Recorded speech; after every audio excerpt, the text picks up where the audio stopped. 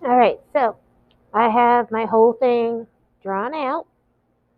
Oh, pardon me. And my whole thing's drawn out. I have my square to be rectangle. Okay. I've decided to use watercolors. Okay. So if you have watercolors, you can use those. Okay. But I want you to think about it before you do it. Okay. Think of the size of brush and the details you're going to have. So obviously, this is brush too big. So I have smaller brushes that I brought in already.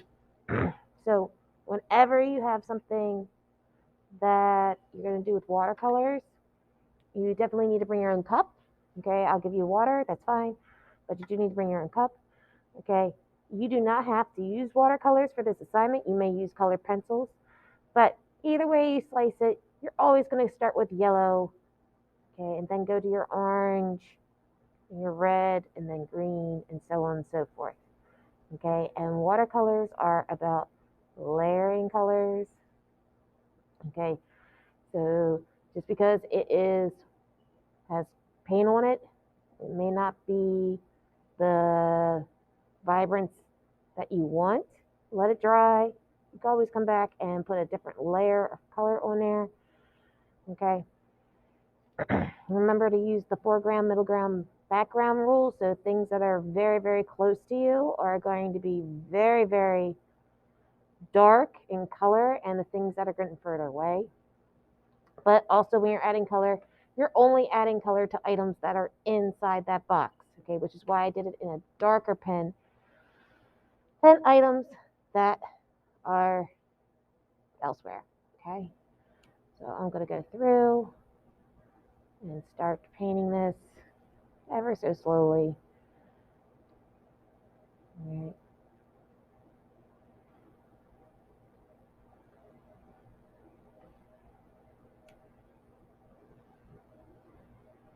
Okay, remember, you got to stay inside this box. So not everything is going to be painted.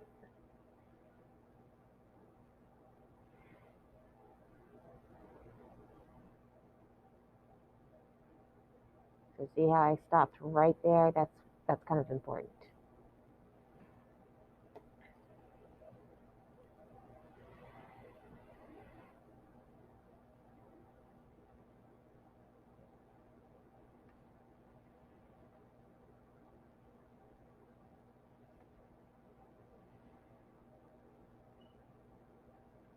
But like I said, you can definitely use colored pencils for this.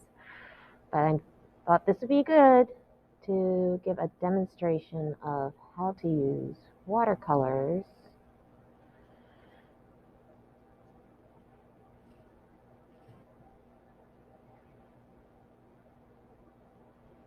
You always go from light to dark.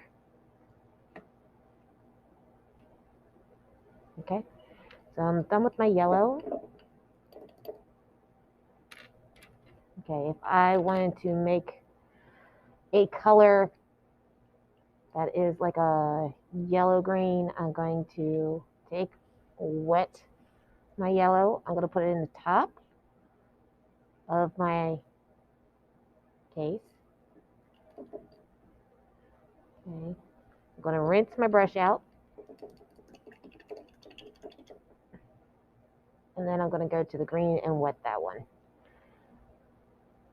And then I'm going to take some of that paint and I'm going to mix it in to what I have on the inside cover. Okay.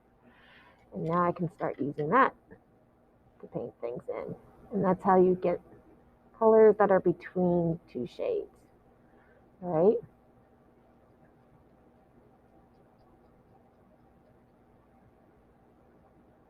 You can overlap colors with doing this as well to get even more diversity in your colors.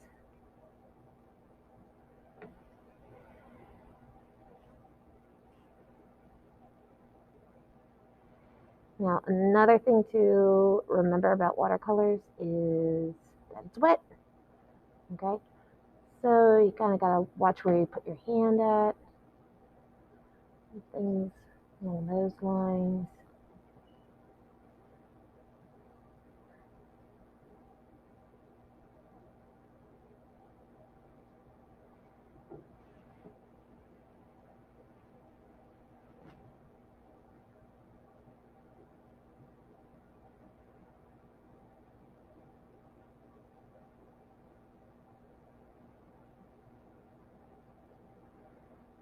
And since I use the Sharpie, I can very easily go over top of things without having to worry about staying in a certain area that needs to stay a certain color.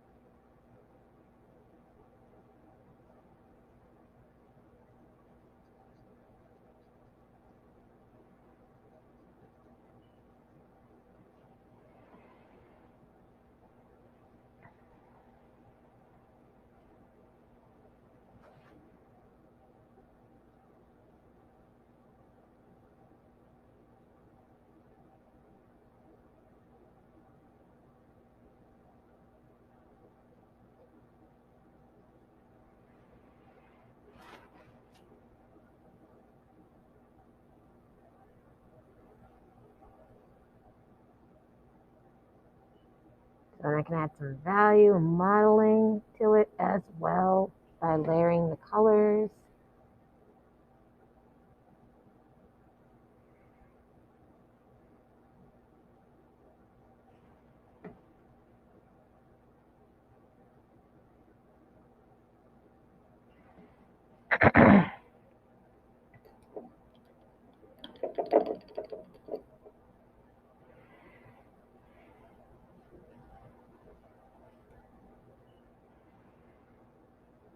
Okay, I do have a brown, but if you do not have a brown, you can always take and mix two colors.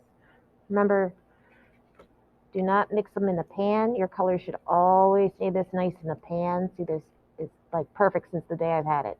Okay, you always mix colors on the top, and then when you're done for the class, you wipe your top, okay, so that the next person can use it. So that's kind of important.